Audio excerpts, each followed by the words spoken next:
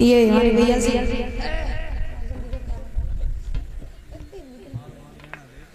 ये अभिराज वर्मा की तरफ से 51 रुपए आए हैं। कहीं वजन है।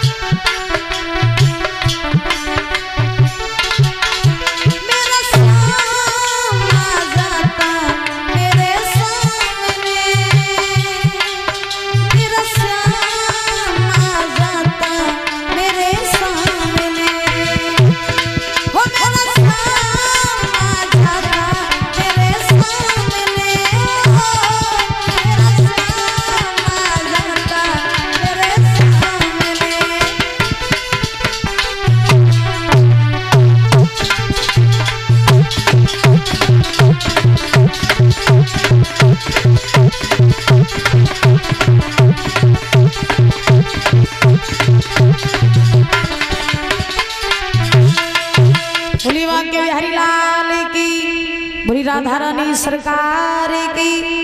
और ये बबलू वर्मा जितौरिया से इनकी तरफ से ये पुरस्कार आया है। और इनका एक वजन है। एक बार जो रघुबर की नजरों का इशारा हो जाए,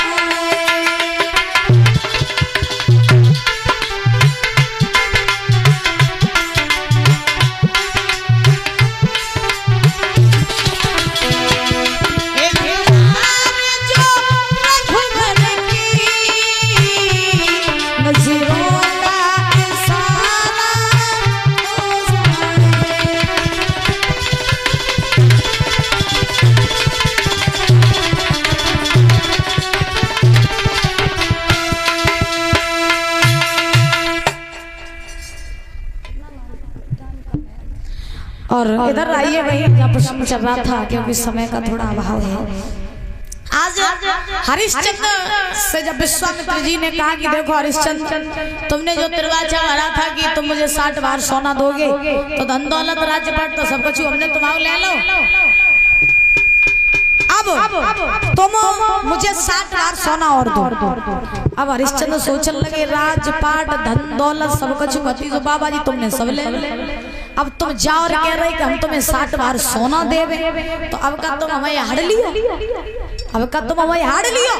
धन दौलत मेरे पास है नहीं, राज्यपाट मेरे पास रहो नहीं, तुम सोना तुम्हें 60 बार दिए कहां से? अब विश्वामित्र बोले मोए ना मालूम, अगर तुमने वो 60 बार सोना न दो तो राजन तुम्हारा नाम झूठा हो जाएगा। ये तुम्हारी जो दान वीरता के डंका चारों दिशाओं में बजते हैं, तुम्हारे नाम के दान वीरता के डंका जो चारों दिशाओं में बजते हैं, ये तुम्हारे नाम का जो डंका है वो झूठा पड़ जाएगा, इसलिए मुझे 60 बार सोना दो। अब हरिश्चंद्र बोले जो बात सही है, अगर हम दान बात पूरी नहीं कर रहे हो, दान नहीं दे रहे, तो फिर हम वचन से पीछे हो जाएंगे, धर्म हमारा चला जाएगा। अब हरिश्चंद्र बोले पहले अपनी पत्नी तारा से पूछिए तब कोई काम करे। अच्छा देखो भैया, पहले के राजा महाराजा कोई काम करते तो पहले वे अपनी भाई तक पूछती करे। हाँ, और आज के जमाने में महाराज लोग काम कत करे तो पत्नी के कानों कान खबर नहीं होने तो काम महाराज बड़े बड़े कांड हो या। और देखो पतियों नहीं, आज के जमाने की पत्नियां भी ऐसी है कि बड़े बड़े काम कर आती, पति को कानों कान खबर नहीं होने देती। परीक्षक जी तुम्हारी मैया तुम्हें सब कुछ बताती करे हैं, कुछ नहीं बताती तो तुम्हारी भाई कैसी है, कनेक्शन बिगड़ जा है? एक दिन तो अपनी भाई भाई को दिखाई देते आती हूँ है कथा सुनन के ना आती की बैठी की टॉर्च वॉर्च लेके देख ले है? अच्छा बोली गोविंद भगवान की।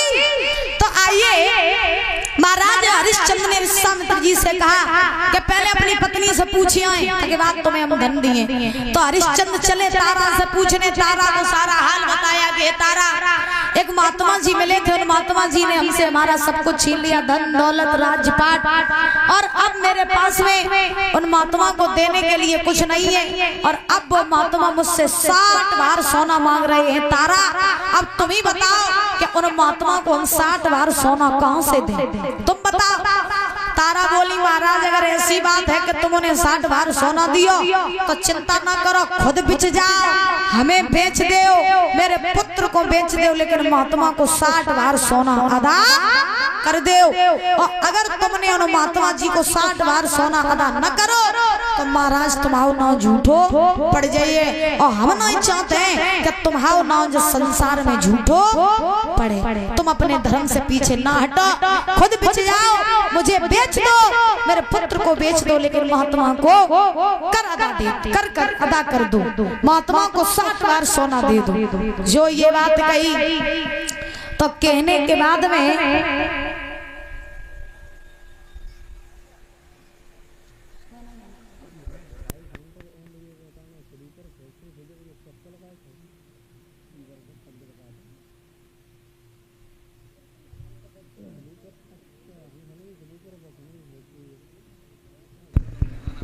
महाराज ध्यान रखना कि हुआ ऐसा, तारा ने कहा कि मुझे बेच दो। अच्छा देखो, तारा अपने पति के दुख में बिकने को तैयार हो गई, और आज के जमाने की माताओं से कह दो कि पति के ऊपर दुख है तो तुम बिक जाओ, तो आजकल की जगह बिचे बिचे ना है, हम तो अपने में के चले जाइए, तुम नहीं सही तो दूसरो सही, हाँ, लेकिन तुम जाकर बिच जाओ सो हम बिछिए ना।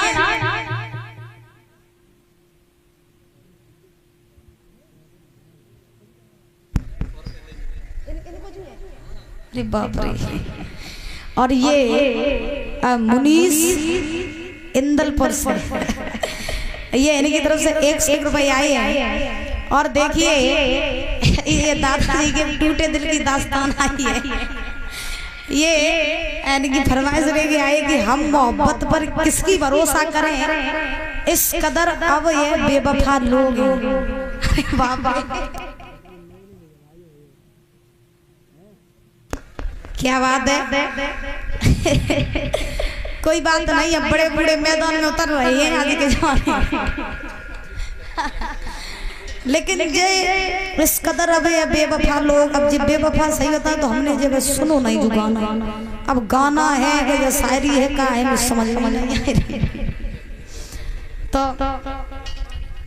और ये इन भैया जी की तरफ से पता नहीं कौन है, इनका नाम नहीं है, इनकी तरफ से 51 रुपए आए थे, और इनका एक वजन था, कुछ समझ में ही नहीं आ रहा है क्या वजन था आपका। तो ये दादाजी की जो फरमाइश आई थी टूटे दिल की दास्तान है, क्या बात है। तो आइए देखते हैं 2 शब्दों में सुनाई दे रहे हैं, उसके बाद कथा में प्रवेश। अरे बिक गए तीनों बजरिया में भैया मच गो सोर नगरिया, भैया मच गो सोर नगरिया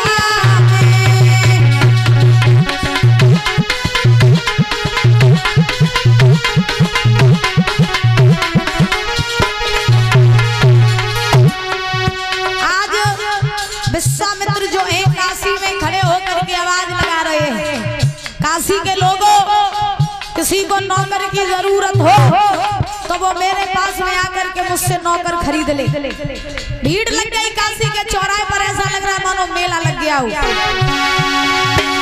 एक कोने लीनी रानी और कोने लीनो राजा,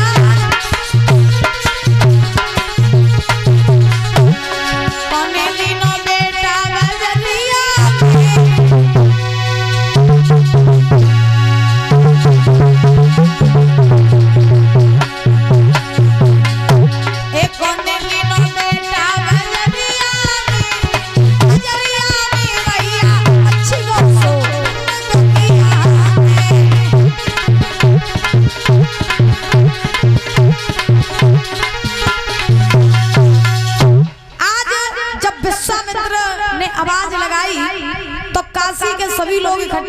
चौराहे पर खड़े हो गए और खड़े होकर के परीक्षित जी रघुपति जी महाराज आवाज लगाने लगे, भैया कोई नौकर खरीद लो आके।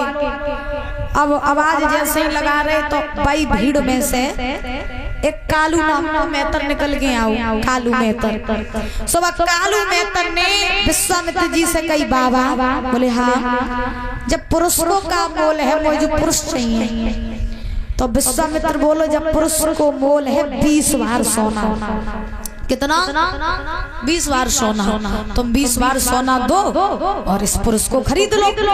जो ये बात कही कि 20 बार सोना दो, पुरुष को खरीद लो, तो कालू मेहतर ने 20 बार सोना दिया और दे करके महाराज हरिश्चंद्र को खरीद लिया।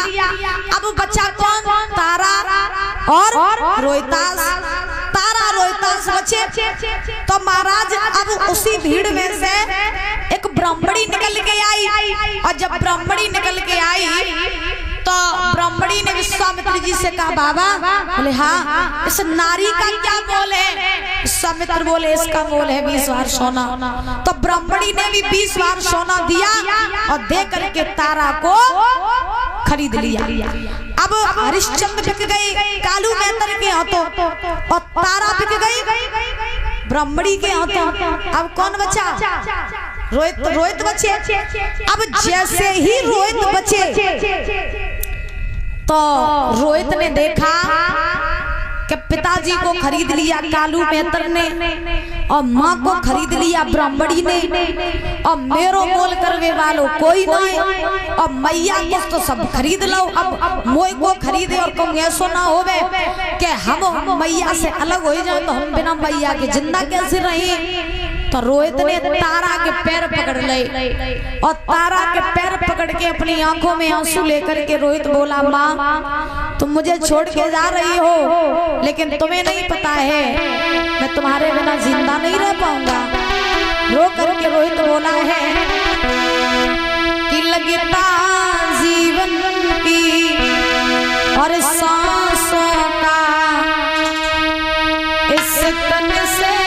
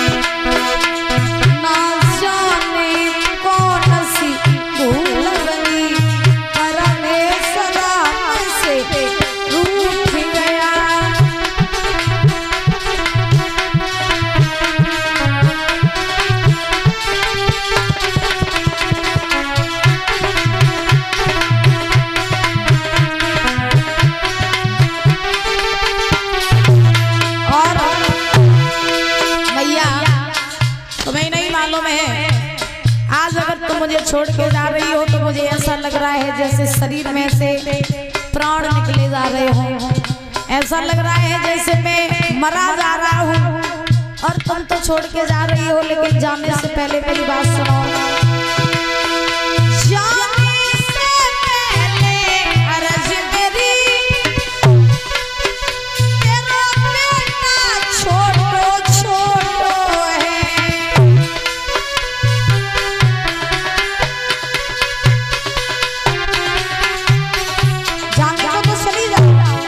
लेकिन एक बार अपने बेटे की मुख की तरफ तो देख जाओ। जाने से पहले अर्ज मेरी, तेरा बेटा छोटो छोटो है। कौन और जग में एक मात कोई सारो है।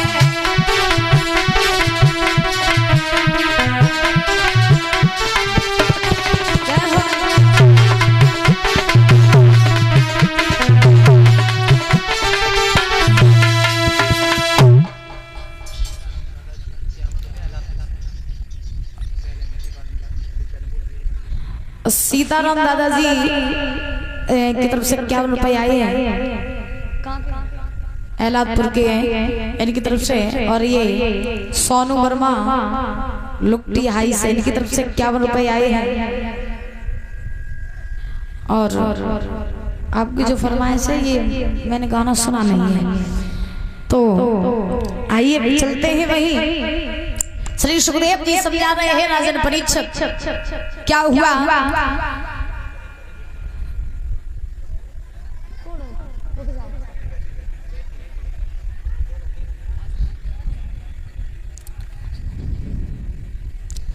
तो आज श्री सुखदेव जी समझा रहे हैं कि हे राजन परीक्षक, रोहित ने आज तारा से रो करके कहा माँ तुम मुझे छोड़ के जा रही हो तो ऐसा लग रहा है जैसे शरीर में से प्राण निकले जा रहे हो। माँ मुझे अकेला छोड़ के मत जाओ। अरे तुम्हें नहीं पता है पिताजी को खरीद लिया कालू मेहतर ने, तुम्हें खरीद लिया इस ब्राह्मणी ने, और मेरा मोल करने वाला कोई नहीं है। तो मैया मैं तो वैसे भी छोटा हूँ और मेरा तेरे बिना ख्याल रखने वाला भी कौन है, तो तू मुझे अपने साथ ले चल। तारा ने जब अपने पुत्र की ये बात सुनी अपने हृदय से लगा लिया और ब्राह्मणी के पैर पकड़ लिए, बोली मैया एक एहसान कर दे मेरे ऊपर, जिंदगी भर तेरे एहसान नहीं भूली। ब्राह्मणी बोली क्या? तारा बोली ऐसो कर 20 बार सोना दे के तूने मोई खरीद लो और 20 बार सोना दे के तू मेरे लला को खरीद ले। मैया हम अपने लला के बिना जिंदा नहीं रह पाए, मेरे पूत मेरे बिना जिंदा नहीं रह पाए, तो तुम ऐसो करो 20 बार सोना दे के मेरे लला को खरीद लियो। तो ब्राह्मणी को थोड़ी दया आ गई, और दादा जब ब्राह्मणी को थोड़ी दया आई तो ब्राह्मणी ने 20 बार सोना दिया विश्वामित्र को, और 20 बार सोना दे करके आज रोहित को भी खरीद लिया। अब देखो हरिश्चंद्र बिक गई कालू मेहतर के हाथों, तारा और रोहित बिक गई किसके हाथों? ब्राह्मणी के हाथों। अब जब तीनों प्राणी बिक गए तो हरिश्चंद्र से कालू मेहतर ने कहा हरिश्चंद्र, बोले हाँ मेरे साथ चलो। तो हरिश्चंद्र चलने लगे। देखो हरिश्चंद्र के मन में इतना कष्ट है, इतना कष्ट है कि हरिश्चंद्र जब चलने लगे तो हरिश्चंद्र ने मुड़ करके तारा की तरफ नहीं देखा, और जब तारा की तरफ नहीं देखा तो तारा ने हरिश्चंद्र से कहा महाराज जा रहे हो, लेकिन जाने से पहले एक बार मेरी बात सुने जाओ, मेरी टेर सुने जाओ। और चलते समय जा तो रही और फिर पता नहीं जिंदगी में कब मिलना हो पाए ना भी हो पाए, पता नहीं तुम कहाँ होंगे हम कहाँ होंगे, तो एक बार तो मुड़ के देख ही लो।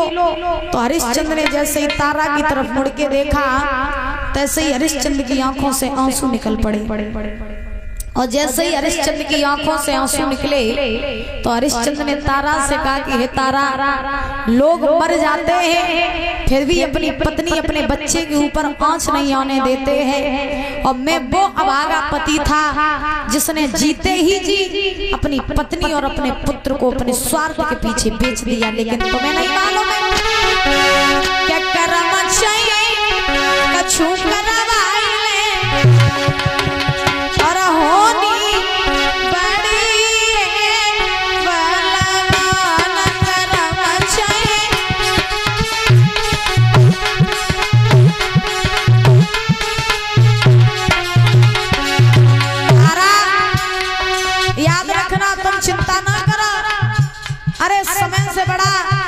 कुछ नहीं होता है तारा, समय कुछ भी करवा ले, और आज समय की मार हमारे ऊपर पड़ गई है।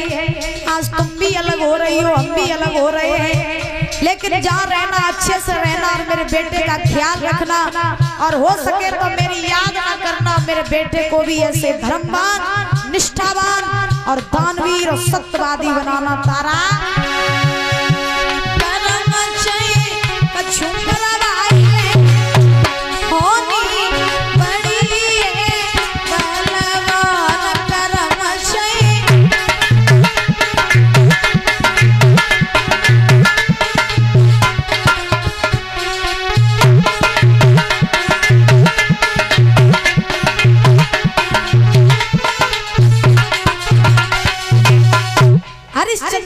लड़का फूल लेने गया था, उसे किसी काले सर्प ने खा लिया है।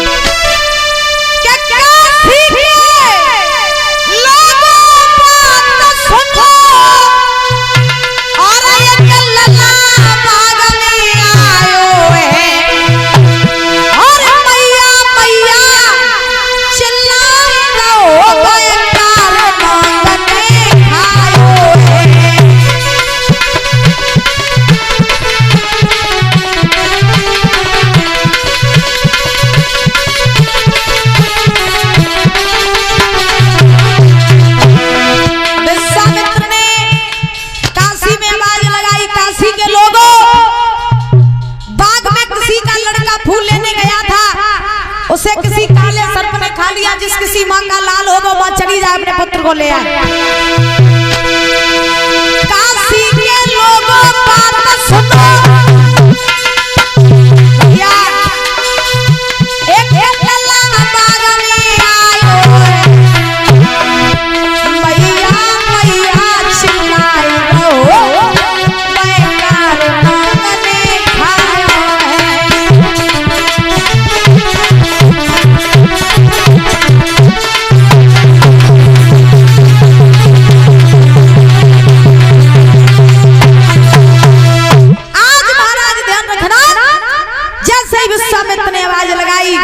तो बई बात बई आवाज तारा के कान में पड़ी और जो तारा के कान में वो आवाज पड़ी तो तारा के दिमाग में झटका लगो है मेरो ही पूत बाग में फूल लेवे काजे गौआ तो सो तारा भोजन बनाए रही आती हो जो देखो कि मेरो ही लला गौ तो फूल लेवे काजे। तो तारा दौड़ के गई और ब्राह्मणी के पास में पहुंची और मैया बोली मैया बोली हाँ मेरो लला बाग में फूल लेवे काजे गौ तो काले सर्प ने खाई लो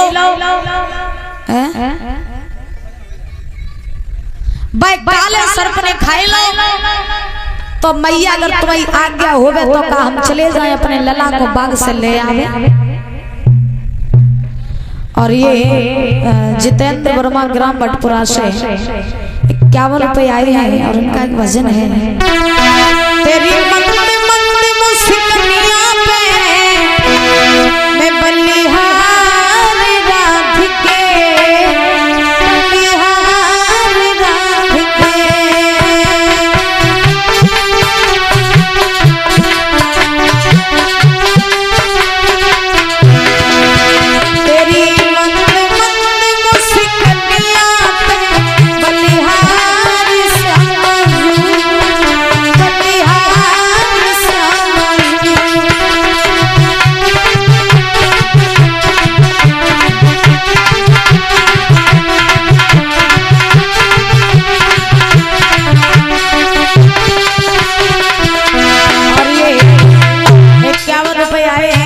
कुमार वर्मा ग्राम जतौरिया से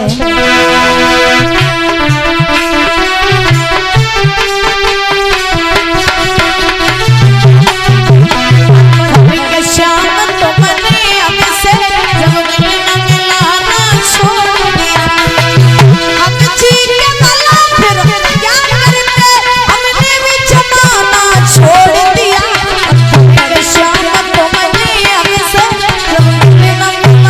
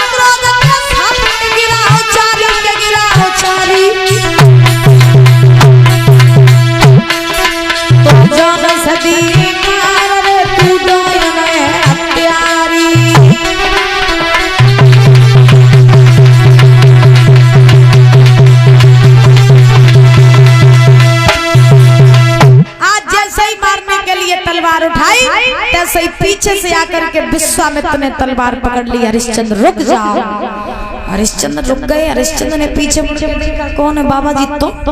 तुम तो बेईजान पर रहे, जन ने हमसे हमारी धन दौलत राजपाट सब कुछ छीन लो।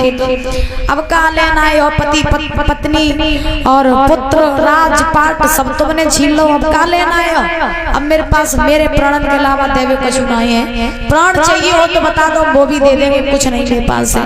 विश्वामित्र मुस्कुराए मुस्कुराए के बोले, राजन अब हम तुम पे कुछ लेने नहीं आए, बल्कि हम तुम्हें देना आए। क्या देने आए हो? विश्वामित्र बोले, ये जो कुछ भी चल रहा था ये सब तुम्हारी परीक्षा चल रही थी। हम तो बस ये देखना चाहते थे कि तुम कितने बड़े सत्यवादी और कितने बड़े दानवीर राजा हो। लेकिन आज तुमने बता दिया कि दुनिया में बने चाहे कोई, लेकिन तुम्हारे जैसा दानवीर और सत्यवादी और धर्मशील राजा न संसार में कोई हुआ ना तो कोई होगा। जब तक गंगा यमुना में जल रहेगा, जब तक चांद तारे रहेंगे, पृथ्वी आकाश रहेगा, तब तक तुम्हारा नाम अमर रहेगा। अवध का राज तुम्हारा है, अवध की गद्दी तुम्हारी है, तुम्हारे बिना अवध सुनी सुनी है, तो तुम जाओ अपना अवध का शासन संभालो। तारा बोली, मेरा बेटा कहाँ है? तो विश्वामित्र ने आवाज लगाई रोहित को, तो रोहित भी मरगट से भागते हुए आए। मैया ने अपने पुत्र को देखा, अपनी छाती से लगा लिया, लाड़ करने लगी। आज तीनों प्राणी विश्वामित्र के साथ पुनः अवध में आए और अवध में आकर के हरिश्चंद्र का पुनः राज्याभिषेक हुआ। राज्याभिषेक होने के बाद में हरिश्चंद्र पुनः अवध के राजा बने। बोली बिहारी लाल की। और जब अवध के राजा बने तो देखिए कहा जाता है, जो धर्म पर डटे रहते हैं, जो सत्य पर डटे रहते हैं, ऐसे व्यक्ति आगे चल करके इतिहास रचा देते हैं। अब हरिश्चंद्र अगर अपने धर्म से पीछे हट जाते तो आज यहाँ हरिश्चंद्र की बैठ के हम कथा सुना रहे होते हैं? नहीं सुना रहे होते। इसीलिए याद रखना, जिंदगी में सब करो लेकिन धर्म से पीछे ना हटो। और समय भी हो गया है, तो उस बीच में कुछ भाइयों की फरमाइश आई।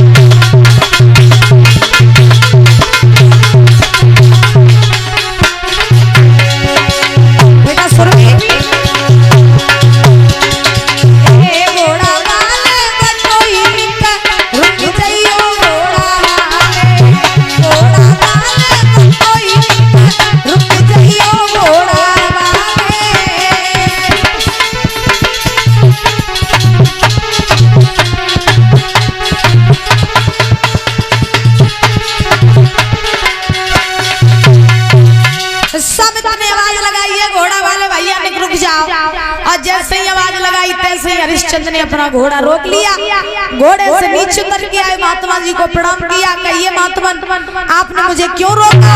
अब विश्वामित्र जानते थे कि यही हरिश्चंद्र है, लेकिन देखो विश्वामित्र की चाल। विश्वामित्र ने हरिश्चंद्र से कहा है, हमने तुम्हें इसलिए रोका कि हम ना हरिश्चंद्र के द्वार तक जाना चाहते हैं, और हमने ये सुना है कि हरिश्चंद्र के जैसा दानवीर, उनके जैसा सत्यवादी राजा इस दुनिया में कोई नहीं। और हमने ये भी सुना है कि उनके द्वार पर जो कोई जाता वो खाली हाथ नहीं आता है, तो वो बहुत बड़े दानवीर राजा है। तो हम उनके द्वार तक जाना चाहते हैं और हमें उनके द्वार की रास्ता नहीं मालूम है, तो तुम हमें उनके द्वार तक पहुंचा दोगे? अब हरिश्चंद्र ने जब महात्मा जी की बात सुनी तो हरिश्चंद्र ने विश्वामित्र जी से कही, बाबा जी अगर तुम हमारे पास में हरिश्चंद्र के पास में जा रहे हो और उनके द्वार तक जा रहे हो, तो तुम्हें अब जाने की जरूरत नहीं है, क्योंकि हरिश्चंद्र जो है वो मैं हूँ, मैं ही हरिश्चंद्र हूँ। विश्वामित्र बोले, तुम हो? बोले हाँ। तो विश्वामित्र बोले, अच्छा हुआ जो तुम हमें यहीं मिल गई, हम तो तुम्हारे घर ही आ रहे थे। हरिश्चंद्र बोले, क्यों? तो विश्वामित्र बोले, महाराज हम तुम्हारे पास इसलिए आ रहे थे क्योंकि तुमसे मुझे थोड़ा सा धन चाहिए। क्या चाहिए? थोड़ा सा धन। तो हरिश्चंद्र बोले, बाबा जी धन चाहिए, काय को चाहिए? तो विश्वामित्र बोले, धन को जासो चाहिए कि मेरे घर में एक बिटिया है कुंवारी और मुझे शादी करने हैं, तो बाकी शादी के लिए मेरे पास पैसा नहीं है, तो तुम हमें थोड़ा सा धन दे दो, और जब तुम मुझे धन दोगे तो हम उस धन से अपनी बेटी की शादी कर देंगे। हरिश्चंद्र विश्वामित्र जी से बोले बाबा धन तो हम तुम्हें दे देंगे, लेकिन अबे हम अपनी बगिया से लौट के आए और मेरे पास कछु देवे का यहाँ पे है नहीं, मेरे पास कोई व्यवस्था नहीं है, तो तुम मेरे घर आइयो, तुम्हें जितना धन चाहिए हम उतना धन दे देंगे।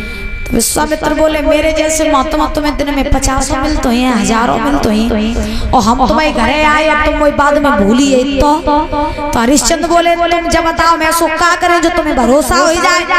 विश्वामित्र बोले करो कछु नहीं, तुम दरवाजा भर लो, तुम्हारे पास में जो कुंजी और लगाम है, कुंजी लगाम के द्वारा तुम दरवाजा भर लो, भाई तुम्हारी बात फाइनल हो जाइए। तो जो ये बात कही तो कहने के बाद में महाराज हरिश्चंद्र विश्वामित्र की चाल को नहीं समझ पाए। हरिश्चंद्र ने बिना सोचे समझे महाराज आज हामी भर ली और कुंजी लगाम के द्वारा दरवाजा भर लिया, और कुंजी लगाम के द्वारा जैसे ही दरवाजा भरा तो भरने के बाद में विश्वामित्र ने कहा देखो तुमने दरवाजा तो भर लिया, अब हम तुम्हारे घरे जब आइए तो तुम वो 60 भार सोना दियो। कितना? 60 भार। और ये 100 रुपए अर्पित यादव जमुनिया से, 50 रुपए सुमित यादव, 100 रुपए ओमवीर यादव, 100 रुपए प्रदीप यादव और 50 रुपए आकाश यादव जमुनिया से इनकी तरफ से आए हैं। और फरमाइश की है चाहे जितने कदिल से तुम मर्जी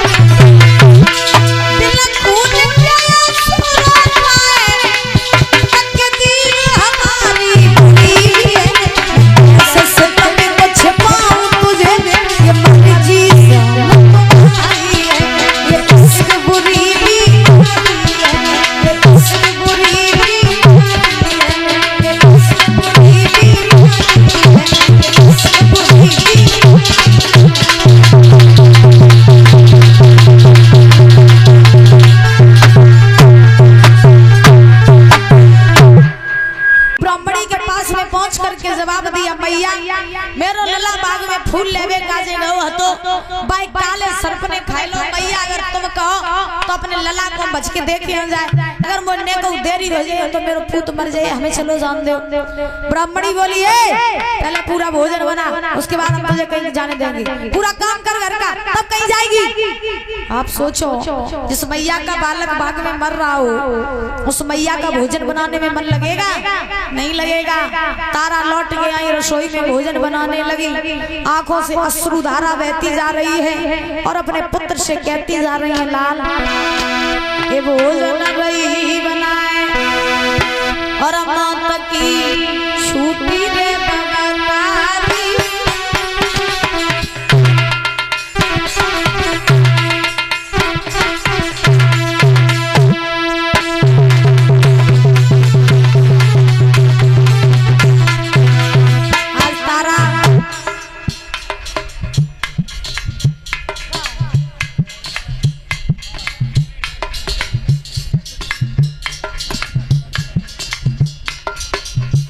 महाराज तारा भोजन बनाती जा रही, आंखों से आंसू चलते जा रहे हैं। तारा अपने पुत्र की याद करते हुए बोली, बेटा भोजन रही बनाए मौत की छूटी गवकारी, मत जइयो हमको छोड़ अकेली रह जाए मोहारी, जइयो हमको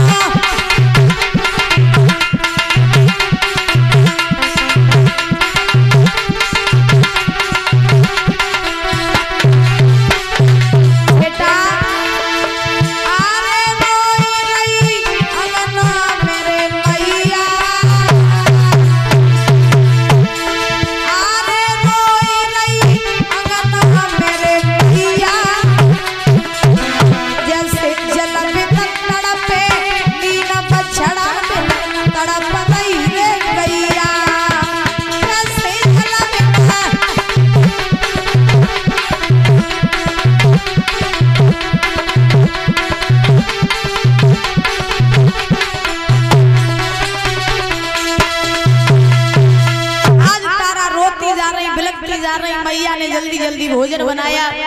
भोजन बना करके तारा आज ब्राह्मणी के पास में पहुंची और ब्राह्मणी के पास में पहुंच करके जवाब दिया, मैया मैंने सबरों भोजन तैयार कर दो, अब तू कहे तो हम चले जाए अपने लला को ले आए, वो ने को देरी हो जाए मेरा लला मर जाए।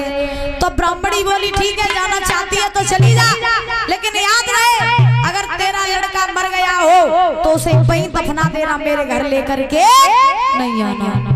जो ये बात कही तो मैया आज भाग खड़ी हुई, नंगे पैर भागने लगी, गिरती जा रही उठती जा रही, भागते भागते भागते भागते तारा बाग में पहुंची। अपने पुत्र को चारों तरफ ढूंढने लगी, कहाँ हो तुम, हे रोहिताश कहाँ हो बेटा, एक बार बोल सुनाओ, एक बार मुझे आवाज दो, तुम्हारी मैया तुम्हें लेने आई है। रोहित ने कहा माँ मैं यहाँ हूँ। तारा ने अपने पुत्र को देखा, दौड़ करके गई, अपने लाल को अपनी छाती से लगा लिया और लगाए कि महाराज क्या देखा कि रोहित का पूरा शरीर नीला पड़ गया था, मुख से झाग निकल रहा था। तो तारा अपने पल्लू से अपने पुत्र के मुख के झाग को पोंछने लगी।